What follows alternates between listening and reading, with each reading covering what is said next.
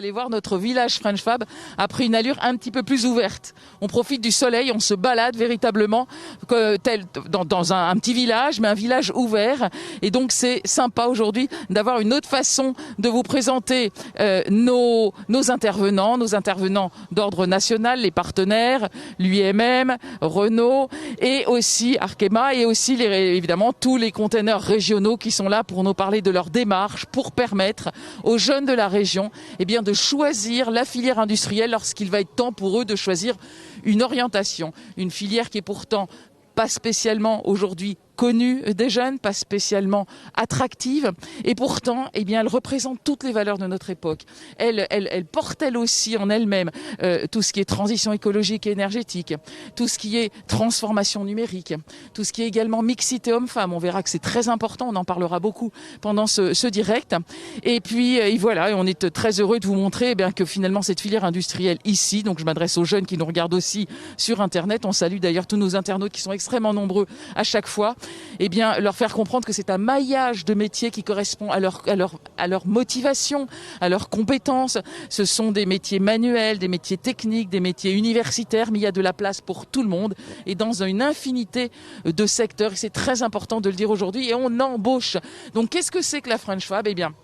Déjà, c'est une sorte d'étendard bleu, blanc, rouge qui permet aux acteurs de la filière industrielle de se fédérer, de se regrouper pour permettre à cette fameuse industrie du futur de transformer, de se transformer à partir d'aujourd'hui, d'innover. Et pour cela, il y a 5 piliers. Il y a l'emploi, il y a la responsabilité sociale d'entreprise, il y a l'innovation, il y a l'industrie du futur et bien sûr, je le disais tout à l'heure, la transition écologique et énergétique. Et pour en parler un petit peu mieux que moi tout de même, j'ai à côté de moi un ambassadeur qui est l'ambassadeur de la région Centre-Val de Loire. Donc Christian, présentez-vous, dites-nous déjà qui vous êtes, et parce qu'à chaque fois ce sont évidemment eux-mêmes des industriels. Christian Siest, président d'Orion Chemicals Orgaform, entreprise de la chimie. Nous fabriquons des adhésifs et des produits de revêtement et depuis peu nous recyclons de la mousse polyuréthane dans un beau projet d'économie circulaire. Nous sommes installés à Semois, à côté d'Orléans. Alors, racontez-nous quelles sont, quelque part, les valeurs que vous voulez transmettre à ces jeunes qui ont tout à apprendre. On s'en rend compte aujourd'hui, on est entouré de jeunes qui sont surtout en classe de 3e, ils n'y connaissent pas grand-chose, ils ont tout à apprendre parce que l'orientation, c'est quand même pas pour tout de suite. Néanmoins, ça va venir vite. Alors, l'industrie, c'est une belle dynamique et la French Fab, c'est ça qui est fabuleux, c'est que ça relance l'industrie. On a beaucoup de métiers. Dans l'industrie, pour les jeunes hommes, les jeunes femmes, moi, dans notre usine, notre responsable production, c'est une femme. Notre responsable logistique, c'est une femme. Donc, des postes d'encadrement, comme des postes d'ouvriers, c'est ouvert à une belle mixité. Et il y a cette dynamique-là.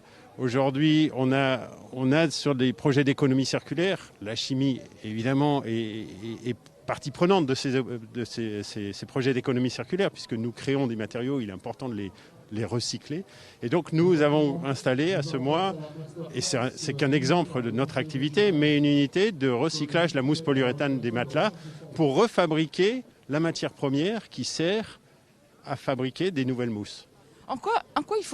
Quels sont vos arguments pour faire comprendre à ces jeunes que finalement les valeurs portées par la French Fab, cette filière industrielle, c'est aussi leur affaire et que ça peut commencer maintenant ? C'est leur affaire parce que c'est des métiers, c'est maintenant qu'il faut s'orienter vers ces métiers industriels, que ce soit des métiers de fabrication, des métiers de maintenance, des métiers d'ingénieurs, de techniciens. On a besoin de toute une palette de métiers dans l'industrie avec quelque chose qui est formidable, c'est l'économie circulaire. C'est-à-dire l'industrie, elle est partie prenante, elle sera au cœur des métiers de demain. D'accord. Et puis en plus, pour terminer, évidemment, on recrute. C'est rien de le dire, en ce moment, on a besoin de notre jeunesse. Évidemment, puisque l'industrie se développe, réinvestit, on crée des emplois, et des emplois qualifiés, passionnants, avec des carrières qui vont être riches. Ce n'est pas un emploi où je rentre à vie, je vais faire toujours la même chose. Il y a dans une usine, il y a de multiples emplois différents et des passerelles, on peut facilement passer d'un emploi à l'autre, et ça, c'est fabuleux. Merci pour ces mots pleins d'espoir. Merci, bonne continuation. Et nous, on va commencer notre petite balade. Vous pouvez rester près de nous et nous, on y va. Merci Christian. Alors, vous le voyez, ça c'est notre coq. Il est quand même super beau. Donc on peut s'arrêter 2 secondes à côté de lui parce que on est fiers. on est fiers de lui appartenir quelque part à ce coq. La France entière lui appartient et les jeunes aussi vont lui appartenir. Je vais commencer par cette... On parlait de mixité homme-femme et j'ai envie de commencer cette balade. Comme vous le voyez, il y a une grande allée avec des choses très intéressantes à découvrir au fil de l'eau. Je vais demander à ces jeunes femmes un petit peu ce que c'est que cette notion de mixité homme-femme. Vous allez voir, c'est absolument pas abstrait et c'est un collectif qui est là pour vanter justement les bienfaits, la réalité de cette mixité dans plusieurs entreprises. Alors, racontez-moi ce que vous faites ici et de quelle façon vous avez choisi de vous adresser aux jeunes. Alors, on est un groupement d'industriels de la région Centre-Val de Loire où on s'est rendu compte qu'on avait, quelles que soient les entreprises, les mêmes problématiques de métiers en tension. Et une problématique, c'est de faire venir les jeunes, et notamment les jeunes femmes, sur nos métiers. Donc aujourd'hui, on a fait intervenir des femmes de différents groupes. Donc on a en représentation EDF, Thales, Servier, ST Micro. Et ces femmes sont venues pour témoigner de l'intérêt de venir sur nos métiers de l'industrie. Alors je vais faire un petit tour de table. Madame, qu'est-ce que vous faites alors? Racontez-nous, quelle est votre fonction, votre métier et votre entreprise? Alors du coup, moi je travaille pour EDF, c'est écrit dessus, donc voilà. Donc je suis chef d'un service de maintenance. Donc mon service composé de 140 personnes s'occupe de la maintenance des matériels mécaniques et électriques dans la centrale nucléaire de Dampierre-en-Burly. Donc on est au quotidien à réaliser des opérations de maintenance et à réparer les matériels qui tombent en panne, mais pour s'assurer qu'on produise de l'électricité quand les clients en ont besoin, c'est-à-dire tout le temps, 24 heures sur 24, 7 jours sur 7. Voilà. Qu'est-ce qui vous a amené à choisir ce métier qui est quand même, on a l'impression que c'est un métier comme très qualifié, spécifique. Comment on arrive à un métier comme cela? Quel a été votre parcours justement? Alors mon parcours, moi j'ai fait une école d'ingénieur généraliste puisque sortie du lycée, je ne savais pas trop ce que je voulais faire. J'avais des bonnes notes mais je ne connaissais pas trop le secteur dans lequel je voulais intervenir. Et c'est finalement une rencontre avec des salariés d'EDF qui m'ont expliqué ce que c'était que la production d'électricité par le nucléaire, qui m'ont ouvert les yeux sur ce domaine de l'énergie qui est passionnant et qui offre des métiers vraiment diversifiés.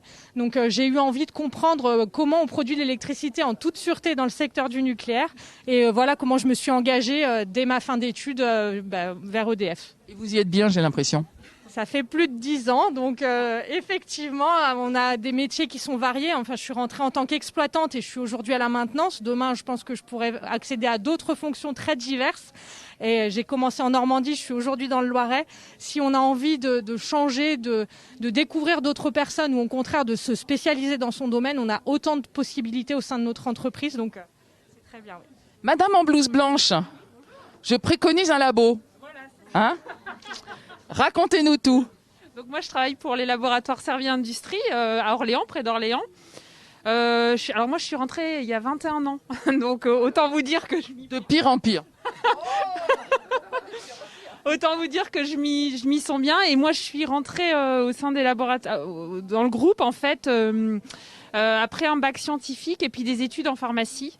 Et j'étais déjà très orientée fabrication du médicament, soins vers les patients. Donc, et de la même manière, j'ai évolué au sein de l'entreprise, j'ai occupé différents postes et aujourd'hui, je travaille en performance industrielle. Donc, je m'assure que je suis en charge d'identifier des axes d'amélioration pour accélérer les flux, simplifier les processus. Le tout, c'est travailler l'innovation, d'être performant, quoi.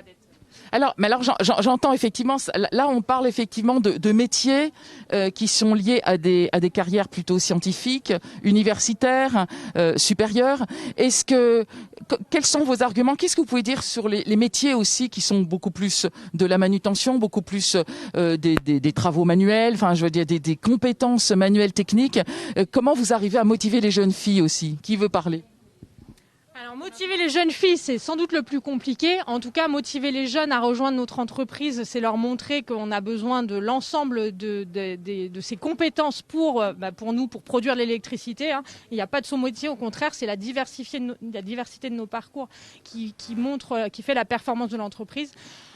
Aujourd'hui, c'est une action pour montrer que les femmes dans l'industrie ont leur place. Et donc, on doit dès aujourd'hui inciter les jeunes filles à rejoindre nos métiers Y compris les métiers manuels, les métiers de fabrication, en fait. Madame, qu'est-ce que vous pouvez dire? Je vous ai pas entendu encore. Vous aussi, EDF. Oui, tout à fait. Donc, je suis EDF également. Il n'y a pas de métier, en fait, homme-femme. Faut vraiment se mettre ça en tête. Et moi, la première, j'ai fait des études de mécanique et parce que j'aime la mécanique, en fait. Tout simplement, on peut aimer quelque chose, mais ce qui n'est pas du tout en lien. Je veux dire, c'est des stéréotypes et il faut enlever ces stéréotypes. Il n'y a pas de métier homme, il n'y a pas de métier femme. Donc, comme tu l'as très justement dit, après, les compétences, elles viennent avec le temps. Et puis, l'entreprise, elle permet justement de monter en compétences et elle propose des formations pour amener à. Donc, si on a envie de faire quelque chose, on peut tout à fait y aller. Alors, parfait. Je vais demander, là, je vois est-ce que je vois des élèves? Est-ce qu'il y a des élèves qui sont... Non, personne? Ah ben non, là, il n'y a que des grands qui ont visiblement déjà choisi leur métier. Bon, on en trouvera en cours de chemin. Merci infiniment, mesdames, et bonne continuation pour cette démarche formidable. Alors, on n'a pas fait un zoom sur tous les produits, mais voilà, on se dit que les stylos à 4 couleurs, les bonbons, etc., c'est l'affaire de tout le monde, hein, hommes et femmes. Je suis bien d'accord, d'ailleurs. Alors, les entreprises, on va faire un petit zoom sur les entreprises qui étaient présentes et qui, justement, font la promotion de cette mixité. Voilà. France Chimie, Servier, EDF, MEDEF, Thales, ST Microélectronique, UMM Forestia. Merci beaucoup, bonne continuation. On continue notre balade. Oui. Quelque chose? Ah. Oui, bonjour, France Chimie Centre Val-de-Loire, Myriam Rouet-Meunier. L'idée pour nous, au travers de ce stand, au-delà de la mixité et de la diversité des métiers, c'est de dire que l'industrie a besoin de nouvelles compétences. Nous avons besoin de 109 parce que, comme dans beaucoup d'entreprises en France aujourd'hui, la pyramide des âges est très, très, très importante en termes de départ dans les années à venir. Et nous avons besoin de vos compétences, de tout le monde et surtout de passionnés pour nous rejoindre. Tous les postes sont ouverts, mais nous sommes une grande région de production. Et donc, dès la production, si vous voulez vêtir la blouse blanche, le bleu de travail, la charlotte, les chaussures de sécurité, venez chez nous, on a besoin de vous. Ah, j'adore. Bravo. Merci, c'est un joli message. Et on vous voyait prendre des photos partout. Là, je suis sûre que vous êtes en train de faire un reportage du tonnerre. Et voilà. C'est qu'on fasse le buzz à nous tous, n'est-ce pas? Exactement, vous avez tout à fait raison. Le poids de la parole. Merci, madame. Alors, on va continuer notre balade. On va aller voir les autres containers, mais on va s'arrêter 2 secondes sur cette exposition de photos dont je ne vous ai pas encore parlé. Ce sont des photos qui ont été prises par des étudiants.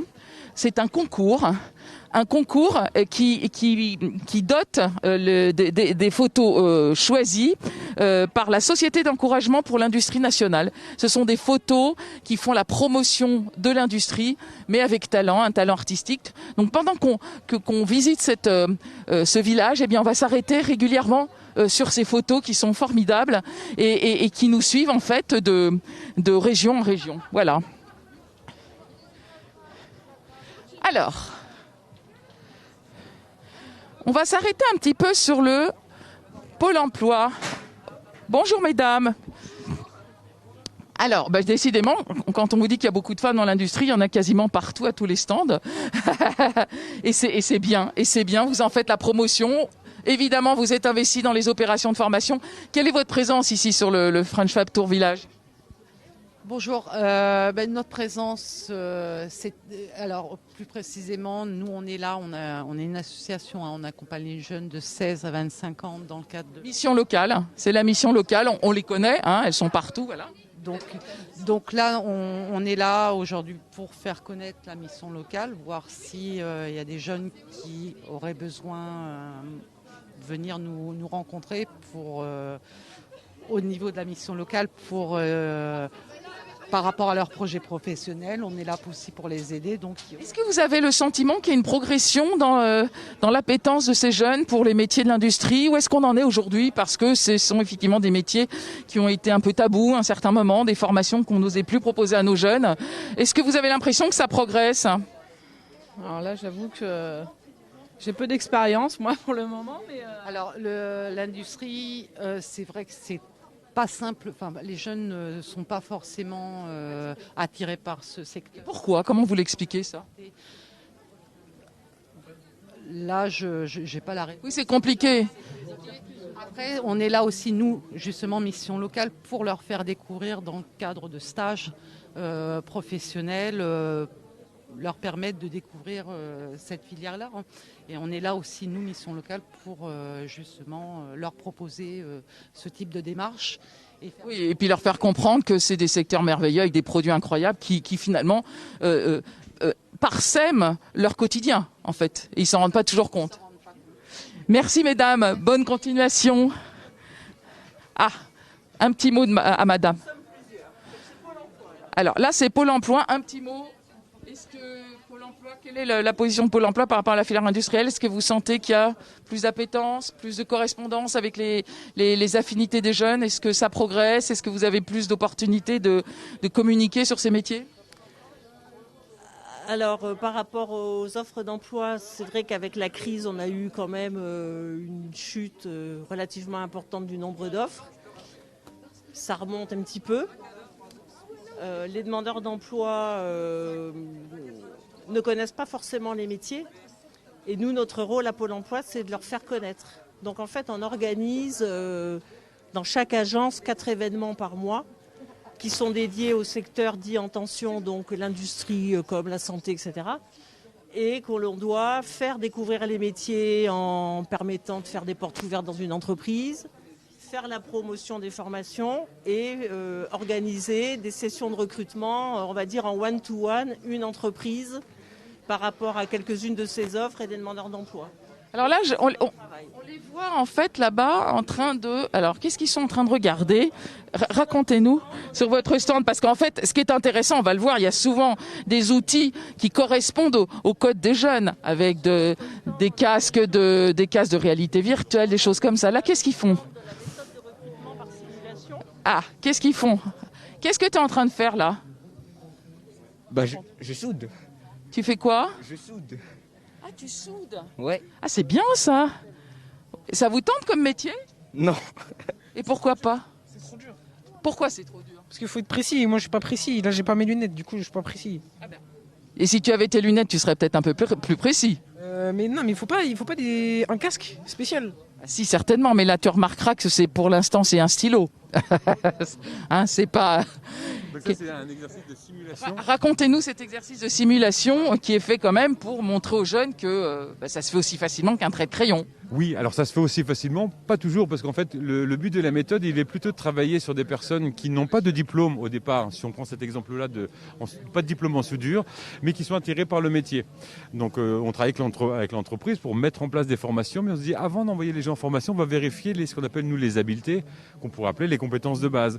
Sur le métier de chaudronnier-soudeur, ce qui est important, c'est la dextérité manuelle, la capacité le port des lunettes. Voilà, la capacité à comprendre un système de normes et de consignes, en gros comprendre un ordre de fabrication.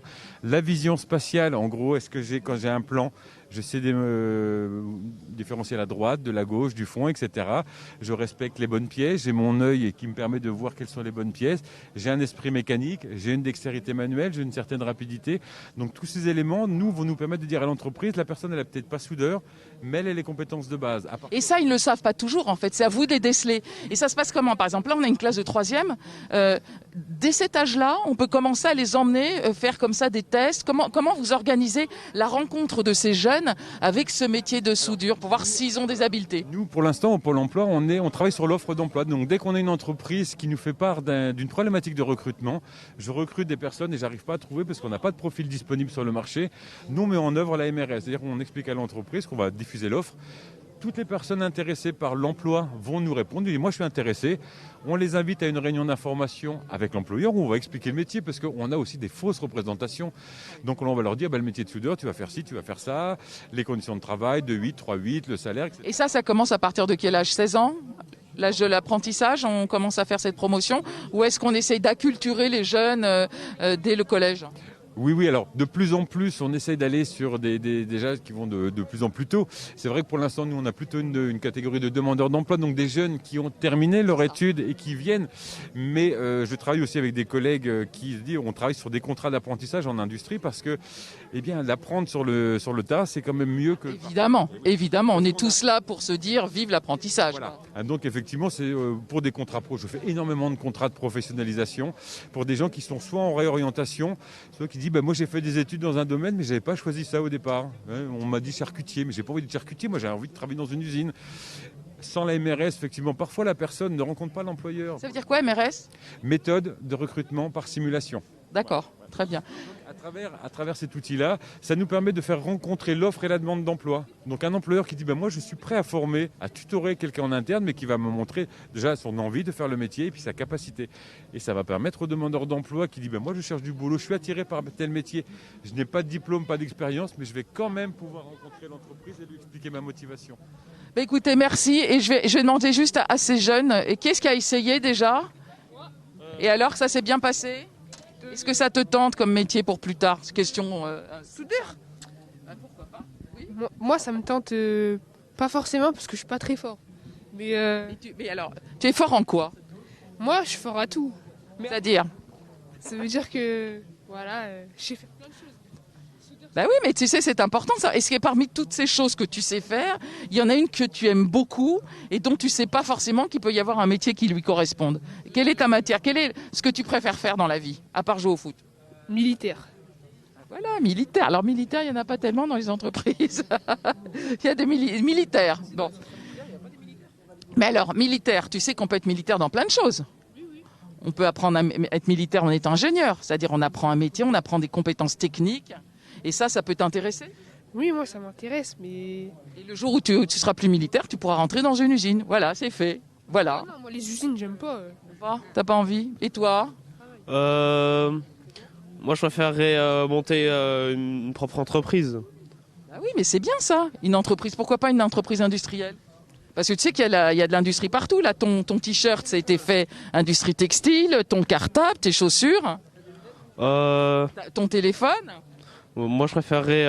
après, je sais pas si ça va être comme ça dans le futur, mais là, j'aimerais bien créer une entreprise indépendante de jeux vidéo. Donc, c'est pas trop en rapport avec l'industrie, à part le fait de produire des copies, mais bon.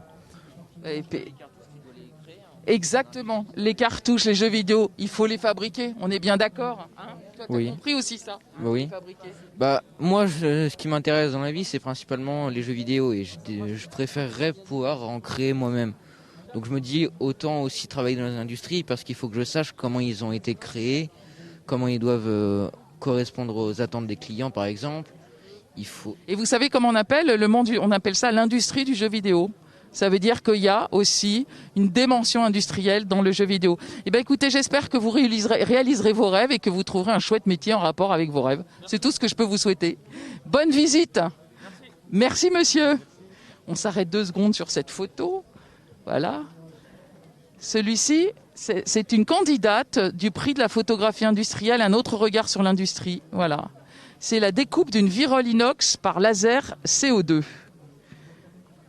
Magnifique. On dirait un œil. Alors, on va traverser un petit peu. Là, on voit beaucoup de jeunes qui sont en train de découvrir ces robots collaboratifs. On en voit un en train d'agir. On va demander à monsieur. Bonjour. Alors, qu'est-ce que vous avez derrière vous? Alors, bonjour. Alors ici c'est un bras robotisé. Alors on est sur l'UIMM, la fabrique de l'avenir, le partenaire, structure de formation, voilà. Et il se trouve que là c'est la société Stobli qui a installé ce robot. Ce bras, exactement, c'est la société Stobli, donc qui est un fournisseur mondial de solutions mécatroniques, donc tout ce qui est mécanique, électronique, informatique. Et toutes les nouvelles technologies de communication comme Internet, voilà, qu'on connaît tous. Donc maintenant, on va retrouver tout ça dans ce bras robotisé. Alors, ça veut dire qu'on fabrique des donuts, des voitures, des sécateurs, tout ça. On a besoin de robots maintenant. Ah, exactement. Oui. Là, tout ce qu'on voit devant nous, c'est les différents secteurs qui sont représentés, donc l'automobile, l'agroalimentaire, le cosmétique. Donc effectivement maintenant c'est fabriqué par ces bras robotisés. Donc finalement tous les objets de notre quotidien, donc même notre téléphone portable, les petits composants qu'il y a à l'intérieur, c'est fabriqué par ce bras robotisé. Ce qu'il faut comprendre, c'est que on a besoin toujours de l'homme, de l'humain, et que finalement c'est juste un collaborateur, comme son nom l'indique, un outil, et qu'il y a toujours un humain pour manier ces robots. Et c'est là où ça devient marrant. Exactement, il faudra toujours la machine viendra pas remplacer l'homme, hein, j'espère jamais, mais c'est vraiment de la collaboration, voilà, le robot vient l'aider dans des tâches qui sont pénibles, rébarbatives, dangereuses. Il faudra toujours un opérateur en amont pour programmer donc ce robot, un opérateur pour surveiller sur la chaîne de production s'il n'y a pas de problème, et s'il y a un problème, un opérateur, donc un humain toujours qui viendra réparer ce robot. Alors, nous allons aller du côté de la réalité virtuelle. Est-ce que ça fonctionne? Je pose une question, hein. Il n'y a personne. Ça marche pas. Bon, honnêtement, on les voit à chaque étape. Donc, on se dit rendez-vous à Paris jeudi. Et ça marchera. Allez, on continue. Merci. Moi, je continue à avoir le regard baladeur et je pense Giovanni aussi sur ces photos incroyables qui sont juste belles parce que finalement, il y a une dimension esthétique à cette fabrication industrielle, une vraie dimension esthétique. Et bien là, je me tourne vers monsieur qui va nous raconter pourquoi il est venu exposer aujourd'hui, qu'est-ce qu'il a à raconter à nos jeunes collégiens. Non. Parce que si moi je me le farcis, inutile de vous dire que vous aussi, et les élèves aussi, donc on reste respectueux des gestes barrières. Très bien. Donc effectivement, nous on est le Club Industrie du Futur, donc, qui est un club qui a été fondé par l'UIMM, par la Polyvia, par la France Chimie. Et donc notre objectif, c'est, dans le club en tout cas, c'est de promouvoir l'industrie du futur auprès de nos entreprises. Et on sait que pertinemment, dans nos entreprises, on va avoir besoin de jeunes. Donc ce qu'on a envie, c'est de leur montrer et démontrer que l'industrie du futur, c'est les nouvelles technos. Et c'est leur affaire. Et c'est leur affaire, effectivement. Donc on est vraiment heureux de pouvoir les accueillir ici aujourd'hui. On a fait venir des partenaires qui sont donc... Alors là, on les voit. Alors, on va sur les partenaires du jour. Voilà, donc on a IFM qui vont être plutôt sur la notion de capteur.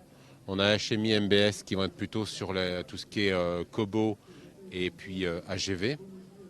Et eNews là qui sont plutôt sur la partie logicielle pour la conduite de système.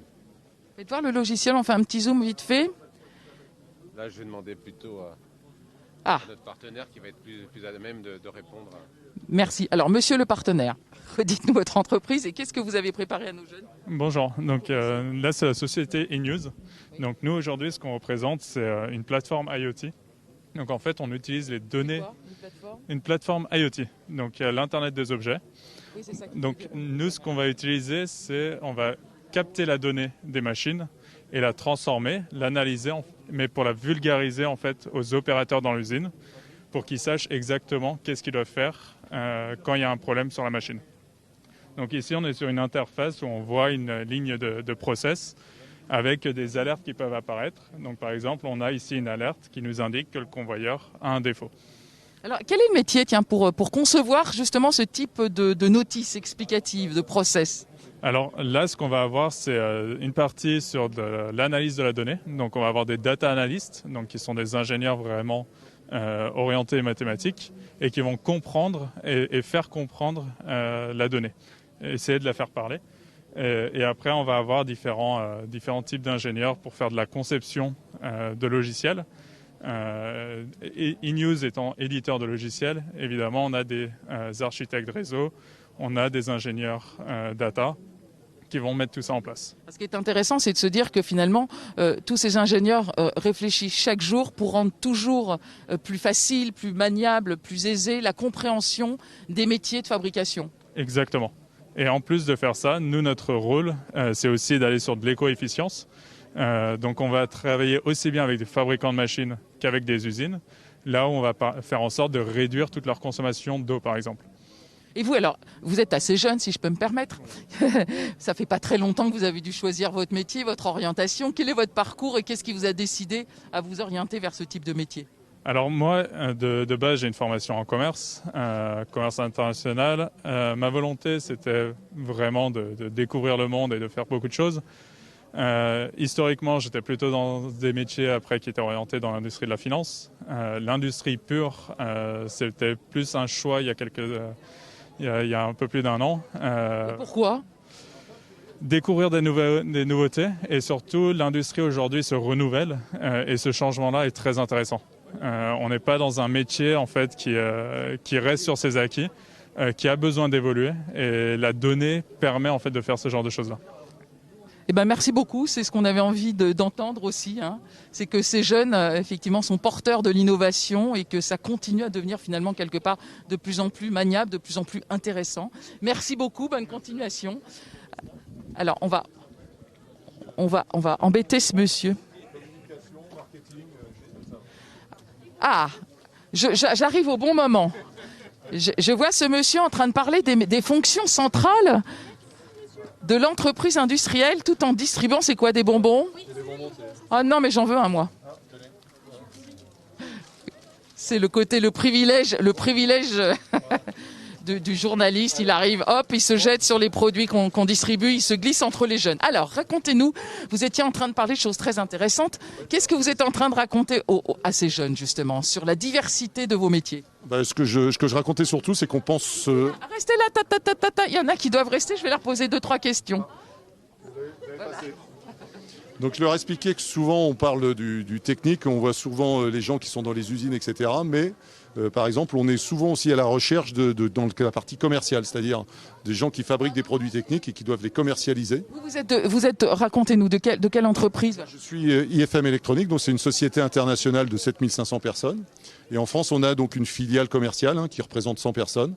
On fait 1 milliard d'euros de chiffre d'affaires. En France, on fait 70 millions d'euros de chiffre d'affaires. Et moi, en fait, par exemple, en termes de fonctions, donc on a essentiellement des vendeurs, ingénieurs technico-commerciaux. On a besoin de support technique pour aider à installer nos produits. Voilà. Et moi, par exemple, je suis directeur marketing. Donc je fais aussi tout ce qui est derrière promotion des produits, c'est-à-dire création de films, support, tout ce qui est partie web, etc. Donc il y a aussi toute cette partie-là. Mais pour ça, vous avez aussi besoin d'une base technique. C'est-à-dire vous devez savoir de quoi vous parlez, en fait. Après, alors, je vois ces demoiselles. Est-ce que ça vous parle quand on vous raconte comme ça tout ce qu'on peut faire dans une grosse entreprise industrielle comme celle-là? Bah oui, c'est très intéressant aussi pour la culture, comme pour travailler plus tard, pour les études. Voilà. Et ça peut vous donner déjà des idées un peu de métier, de vous balader comme ça entre les stands. Est-ce que dit monsieur? Bah moi personnellement, je sais déjà ce que je veux faire plus tard, mais je sais que c'est quand même intéressant si j'ai pas l'occasion de faire ce que je voulais faire plus tard. Qu'est-ce que tu veux faire? Designer. Bah alors, designer. Non mais attendez, c'est le mot magique dans l'industrie. On en a besoin partout. C'est vrai? Oui, aujourd'hui, moi, j'ai, par exemple, on a reçu sur plusieurs produits des prix de design. Donc, tous les produits que j'ai là sont designés. Voilà. Notamment pour le côté ergonomique et l'utilisation des produits. Donc, dans notre société, on a, je sais pas, au moins une trentaine de designers qui travaillent sur chaque produit. Et on a déjà eu des récompenses par rapport au design des produits. Je savais même pas. Voilà. Je savais pas. On assiste à une connexion en direct. Autant pour moi, voilà, je savais pas. On peut designer les produits industriels, c'est très important. Si on regarde, ils sont maintenant beaux. En fait. Ça donne plus envie d'acheter un produit quand il est beau qu'un produit... Pratique et finalement, moi je trouve ça magnifique de se balader dans une quincaillerie. Oui, ça peut être, c'est une bonne chose. Non mais le moindre boulon, il y a eu un designer derrière. Toi, t'as envie de faire quoi? Mannequin. Mannequin. Alors mannequin. L'industrie de la mode. Crac, j'y arrive, on arrive toujours à recoller, vous voyez. Mannequin, on peut travailler dans une enseigne, une marque, une grande marque d'industriels de mode, et puis voilà, et être mannequin chez eux, pourquoi pas? Bah moi je voudrais faire aussi designer en fait. Tu veux décorer des maisons aussi? Bah oui. De toute façon, on décore les bureaux aussi. Oui, on pourrait décorer. Il y a des grandes entreprises. En ce moment, je suis en train de refaire un showroom, donc qui est fait par un architecte d'intérieur d'ailleurs. Et puis, un événement comme ça, il y a les industries, les entreprises portent des événements comme ça, ont besoin aussi de personnes qui s'occupent d'architecture. Eh bien, mesdemoiselles, bravo pour ces choix. La filière industrielle et le design, ça va très bien ensemble. Voilà. Bonne continuation. Merci, monsieur. Au revoir. Oula. Bon. On va continuer.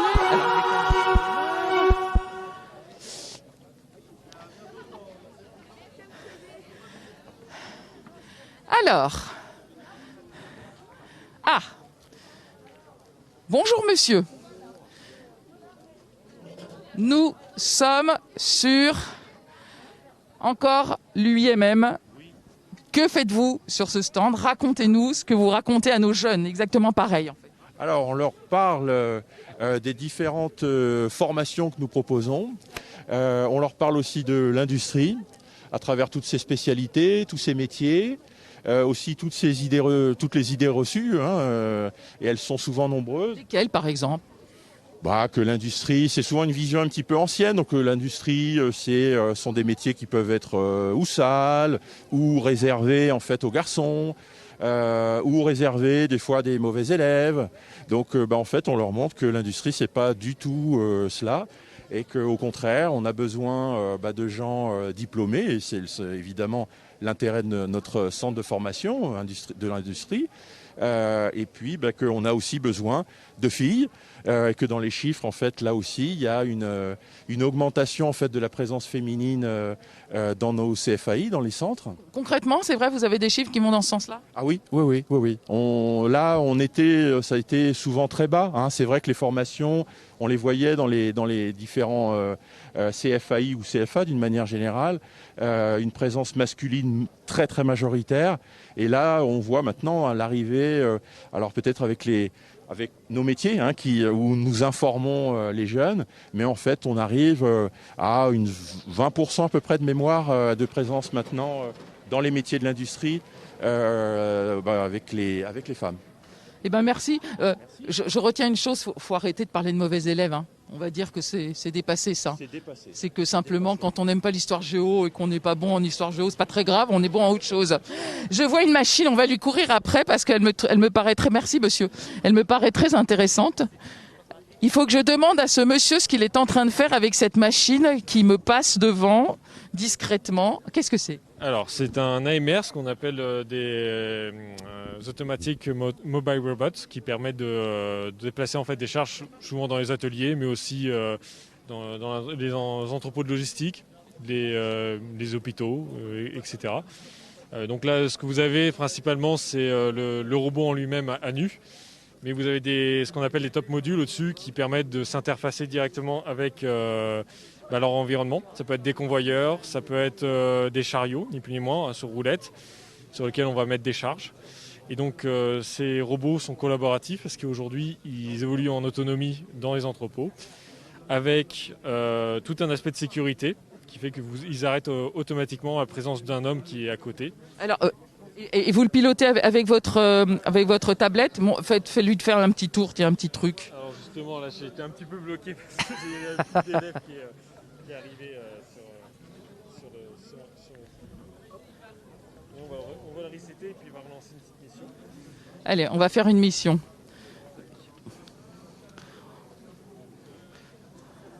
C'est facile à manier, j'imagine. C'est fait en sorte pour que même un opérateur quelconque puisse l'utiliser et même le paramétrer assez simplement. Aujourd'hui, on propose des formations de 2 jours, 3 jours qui n'ont pas besoin de plus. Il s'arrête automatiquement devant le jeune homme, c'est ça ? C'est ça. Il s'arrête en plus, il est sympa, ce robot. Il ne pouvait pas tomber. C'est fait exprès justement pour qu'il n'y ait pas de risque en fait, dans les entreprises, que ça évolue eux-mêmes. Ils sont même limités en termes de vitesse pour éviter d'arriver trop vite sur les personnes et de pouvoir anticiper justement le freinage.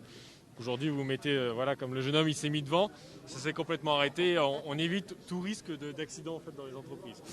Merci. Et c'est la société MIR. Donc c'est la société MIR qui vend et nous sommes la société HMI MBS qui faisons le distributeur. On est d'Orléans. D'Orléans. Voilà. Et donc on distribue sur toute la France. Eh ben merci. Bonne continuation. Merci. Allez, merci beaucoup. Alors mon collègue il présente en fait un autre robot qui est développé par une société qui s'appelle Universal Robot, qui est la maison mère justement de MIR, sur laquelle on est capable de l'équiper dessus en fait, de le mettre dessus. Ah. Alors, c'est ça, c'est les poupées russes un peu. On va regarder la grand-mère. Merci. Alors, je viens.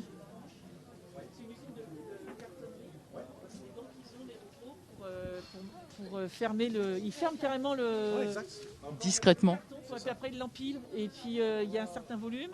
Et quand ils ont fini, ensuite donc ça avance. Donc il doit y avoir des petits chariots aussi qui font avancer. Et après, il recommence. C'est ça, c'est de la robotique. Ça aide vraiment Alors, monsieur, bonjour, racontez-nous ce que c'est que ça. Je m'étais immiscée dans votre conversation parce que je vous sentais passionné. Voilà. Et le but, et vous êtes Alors, attendez, donc, oui, nous sommes le collège Philibert Lotissier de Lignières. Et ça, ce sont vos élèves? Vous êtes prof de quoi? Je suis professeur de technologie. Comme par hasard. Bon, quand même 2 secondes. Est-ce que vous aimez la technologie? Et vous avez le droit de tout me dire. Et vous me dites pas ça uniquement parce qu'il y a la professeure qui est là. Hein? Moi, je vais faire informaticien, donc j'aime bien la technologie. Et toi, tu veux faire quoi? Travailler avec les chevaux, mais... Avec les dadas. Peut-être qu'on y reviendra, tirer les machines avec les chevaux en usine, hein? Peut-être pas. Hein? Non, on est en train de parler exactement du contraire. Et toi, qu'est-ce que tu as envie de faire? Je sais pas. Et toi, ça vous intéresse, la technologie? Mais alors, et si ça vous intéresse, ça veut dire que vous pourriez presque faire un métier qui s'y rapporte, non? Oui? On est avec la prof et elle est sympa. Bon, ça c'est un truc important. Mais il y a une deuxième chose. Est-ce que c'est pas parce qu'aussi on fabrique des choses?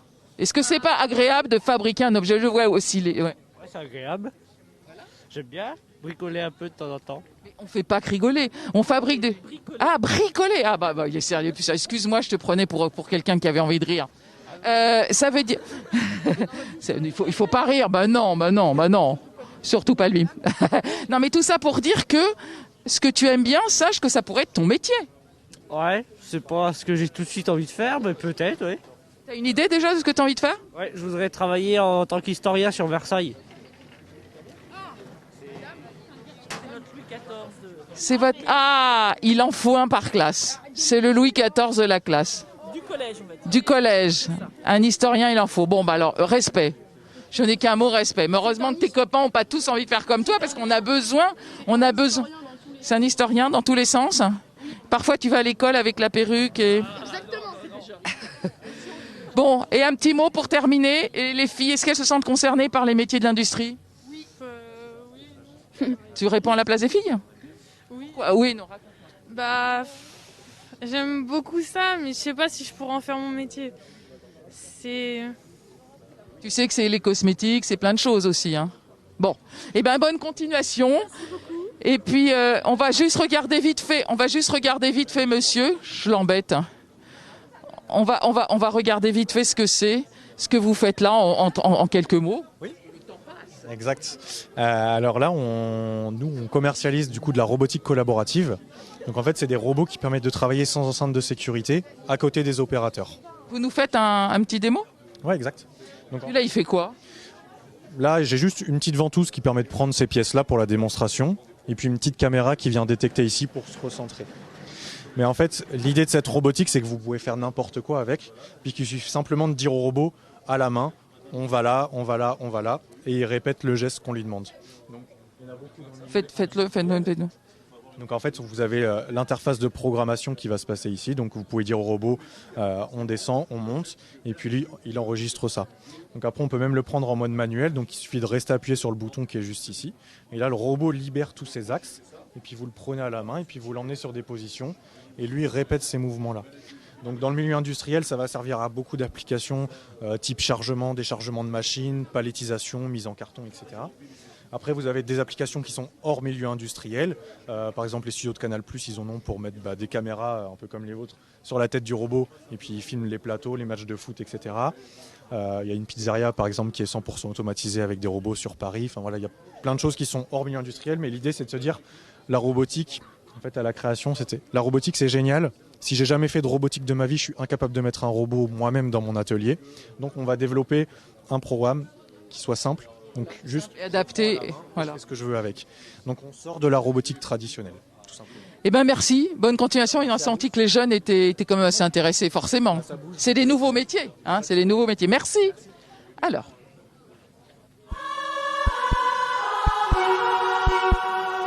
Le camion Pouxy. Nous allons aller voir l'usine de fabrication de plastique, de plasturgie. J'y arriverai. Est-ce que Giovanni peut m'emmener où il est? Il est là, voilà. On passe par derrière, c'est ça. Voilà. Alors là, vous allez voir, c'est une véritable petite usine. Sur roue, j'allais dire sur pattes, mais non, sur roue. Et là, à chaque fois, on est enthousiasmés. Alors, j'espère qu'il y a quelqu'un qui va... Ah bah ça y est, ils sont tous en train de partir. On va les rattraper. In extremis. Me voilà. Alors, il s'enfuit. Il s'enfuit. Ben, je vais demander à monsieur, alors. Tiens, on va changer. Bonjour, monsieur. Bonjour, madame. Mais pourquoi vous enfuyez devant nous comme ça? Vous en avez marre de raconter toujours la même chose? Surtout pas. Surtout pas. Alors, on va demander aux jeunes, vous savez quoi, on va changer. Racontez-nous où nous sommes ici. Pardon? Racontez-nous où nous sommes ici. Dans un camion qui forme à la place Turgy. Et qui explique un peu aux jeunes... Je suis pas la bonne personne, je suis arrivé en cours de route. Et bon, enfin... Je suis chef d'entreprise, donc c'est un peu compliqué. Vous faites quoi alors? Bah tiens, racontez-nous. La place Turgy. Donc on fait du matériel paramédical et on a plusieurs métiers, mais un gros métier chez nous c'est la plasturgie, transformation du plastique. On fabrique des cannes anglaises, donc ce qu'on appelle communément les béquilles. On fait aussi donc des seaux hygiéniques, on fait des fauteuils, on fait des pièces pour les poussettes de marché. Donc on a une large gamme et on fait de la transformation plastique dans nos ateliers. Alors, quels sont vos arguments pour expliquer aux jeunes, parce qu'ils sont tous quand même imprégnés de cette histoire de respect de l'environnement, d'écologie, d'économie circulaire. Comment vous leur expliquez que maintenant c'est une industrie la plus propre possible, avec du recyclage, rien ne se perd, il n'y a pas de pollution particulière qui s'échappe justement de ces processus de fabrication et de recyclage? On ne leur explique pas, on leur montre tout simplement. Donc effectivement, vous avez résumé le plastique. Il y a le plastique bashing avec l'emballage, mais ce qu'on fait nous, c'est du plastique réutilisable. On recycle 100% de notre plastique, il n'y a aucun rejet qui est dans la nature. À chaque fois qu'il y a un rebut, on le refond et on le réutilise. Et au-delà de ça, on rachète du plastique à l'automobile pour faire nos pièces. Donc on est 100% dans l'environnement et dans l'écologie. Et l'atelier, en plus de ça, nous on chauffe notre atelier avec les presses injectées. Donc l'apport d'énergie de la transformation plastique sert à chauffer le bâtiment.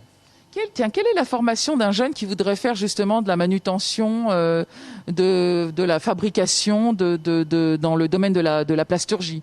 Un poste d'opérateur par exemple, peut-être vous savez vous? Voilà, merci beaucoup, oui. Alors, ici, on a le lycée Chaptel à Amboise qui forme les bacs pro. Donc, le bac pro, je répète, c'est un monteur-régleur. Donc, c'est quelqu'un un monteur-régleur. Donc, en gros, c'est quelqu'un qui est capable de mettre tout en œuvre aussi bien à l'intérieur que la machine. Donc, le moule, préparer la matière, régler l'ouverture, la fermeture du moule. D'accord? Et faire la production.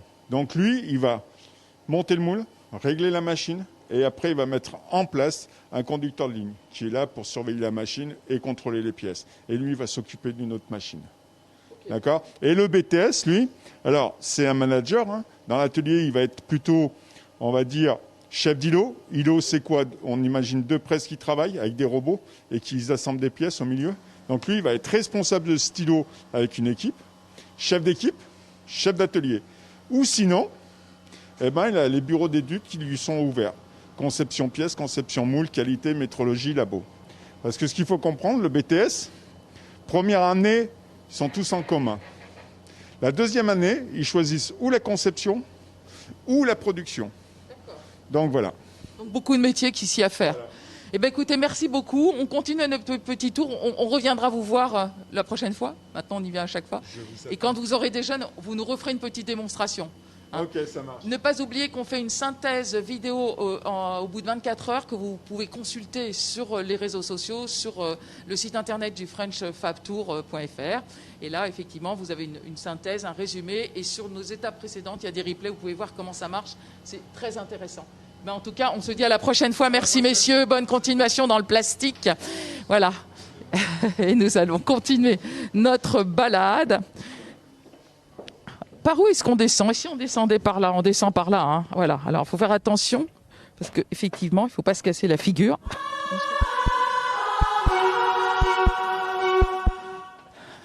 Alors, nous continuons notre balade.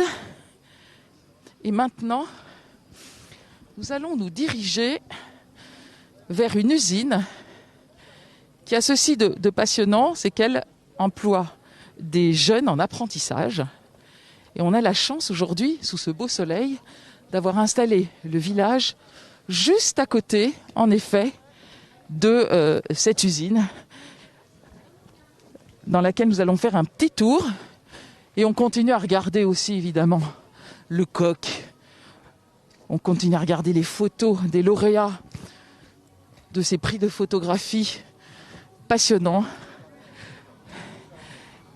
Et nous allons nous acheminer vers... Alors là, c'est le stand où il y a des masterclass, parce que la French Fab, c'est aussi de transmettre des notions particulières avec un jeu de questions-réponses, d'ateliers avec une audience. Et là, les jeunes attendent la prochaine masterclass. Et je me trouve à côté de vous, Thierry.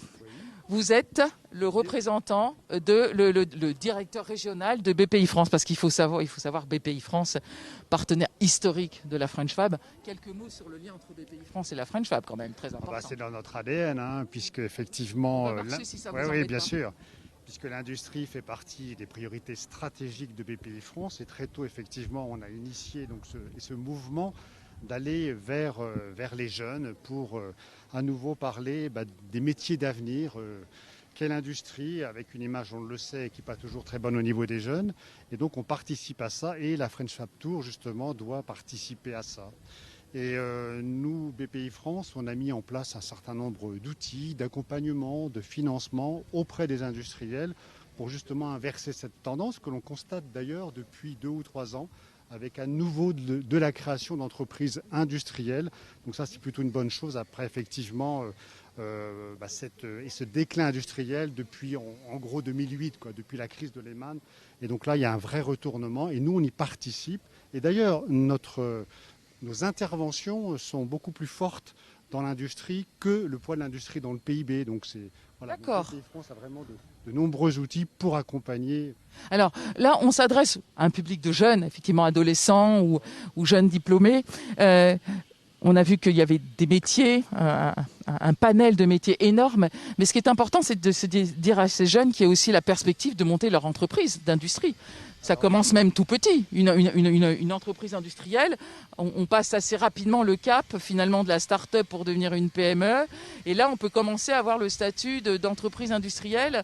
Comment motiver ces jeunes à monter ce type d'entreprise? Alors déjà, on y participe en changeant l'image. Et effectivement, vous avez raison.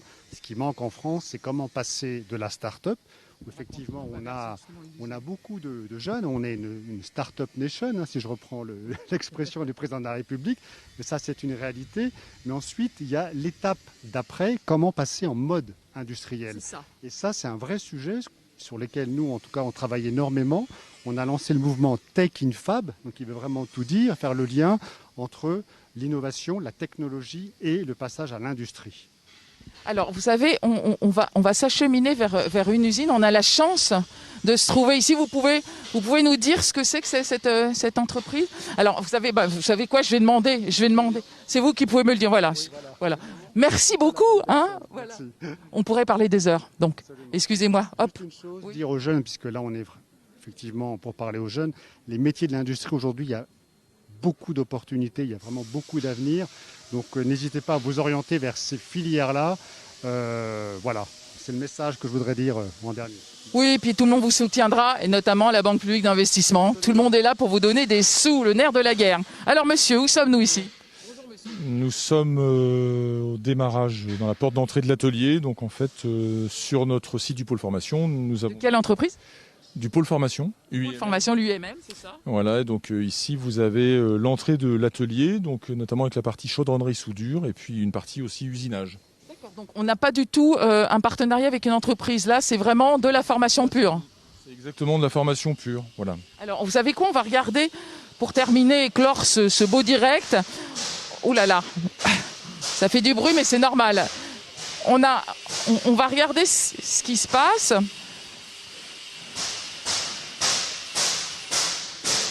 Où est-ce qu'on était tout à l'heure? On va aller de l'autre côté. On va faire le tour par là, parce que sinon... Voilà. C'est de l'autre côté, l'usinage. Oui, accompagnez-nous, je veux bien. Alors, on va aller à la rencontre de jeunes apprentis. Et voilà. Et nous, la caméra va s'arrêter. Tu restes là, Giovanni? Voilà, on y va. Voilà. On va s'arrêter là, parce que On peut pas faire davantage. Voilà. Non, si, on peut aller là. Alors, racontez-nous. Là, nous sommes... Ah bah tiens, bonjour. Est-ce que vous pouvez me dire ce que vous êtes en train de faire? Là, je suis en train de réaliser un usinage en fraisage d'une moto. Donc là, qu'on peut voir ici. Ah, alors là, je vais le montrer à la caméra parce que je peux, c'est pas chaud. Non, c'est pas chaud. C'est magnifique. C'est quoi comme matière? C'est de l'aluminium. Et alors, vous êtes en quoi là? Vous êtes apprenti? Je suis apprenti chez Nexter Munitions et je suis en 2e année de BTS, CPRP. Donc tout ce qui est conception des processus et réalisation de produits. Comment vous avez eu cette idée de faire ce métier? Qu'est-ce qui vous a motivé au départ? J'ai déjà passé un bac en usinage que j'ai trouvé par... Un pro? Voilà, un bac pro que j'ai trouvé par hasard. Je me suis intéressé, je me suis renseigné et du coup, ça m'a plu. Et là, vous aussi? Voilà, pareil, bonjour. Vous appelez comment? Pieuvezan Loïc. Loïc, racontez-nous ce que vous êtes en train de faire. Vous faites comme votre collègue, la même chose? Oui, je l'assiste dans le processus d'usinage pour la finition de cette pièce. Et vous l'assistez parce que vous n'êtes pas dans la même classe, vous n'êtes pas au même niveau? C'est ça, vous êtes en terminale. En bac pro technicien d'usinage. Très bien, sympa. Donc en fait, il y a déjà de la formation de l'un à l'autre, même si vous êtes tous les deux encore étudiants, quoi. C'est ça. Et vous, comment vous avez eu envie de faire justement ce métier-là? Eh bien... Qu'est-ce que vous avez... Enfin, cette formation, hein, on n'en est pas encore... Eh bien, moi, j'ai réalisé un stage chez un indépendant qui faisait ça sur des tours conventionnels. Donc, j'ai fait ça sur une journée. Et quand je suis rentré chez moi, je me suis dit que simplement, c'est ça que je veux faire. Il m'a montré les techniques sur des tours conventionnels. Et quand je suis arrivé chez moi, c'est ça que je veux faire. Et du coup, j'ai cherché et je suis tombé ici, justement, ici même. Pour terminer, je laisse la conclusion. Vous êtes heureux? C'est le bon choix? Très heureux. C'est le bon choix et il y a de l'avenir dans ce métier-là, dans cette branche-là. Donc, il faut que les gens viennent s'intéresser. Et puis, il ne faut pas oublier, on a un salaire quand on est apprenti. Hein? Oui. Parfait. Ça nous permet d'être libre et d'être autonome. Eh ben, merci beaucoup. Bonne continuation, messieurs. Vous avez combien de jeunes comme ça en formation? Alors en temps réel, on en a entre 30 et 40. Voilà. Puis après, il y a des alternances. Donc 15 jours. Voilà. Eh ben, en tout cas, ils ont l'air extrêmement motivés. Je crois que vous avez affaire à des jeunes motivés. On a du mal à les faire venir, mais une fois qu'ils sont là, ils sont contents. Exactement. Donc une fois qu'on a réussi à les attraper, ils restent. Et puis donc on a la chance aussi de voir notre population d'apprentis féminines augmenter. Voilà, donc c'est important. Mais oui. Aujourd'hui des collégiennes qui viennent sur le site pour découvrir les métiers de la métallurgie et déjà savoir si elles ont une appétence pour ce métier ou pas. Voilà, c'est possible de ne pas l'avoir. Hein. Ah oui, on a quand même une liberté, mais ce qui est important, c'est de se dire qu'elles y ont aussi leur place. Merci beaucoup, monsieur. Bonne continuation. Voilà. Nous avons effectivement entendu plein de paroles formidables. Alors, j'espère que j'ai mon ambassadeur de la French Fab, normalement, qui doit être là. Le voilà. Alors, vous savez quoi? Vous allez nous dire le mot de la fin. Donc là, on va se mettre comme ça.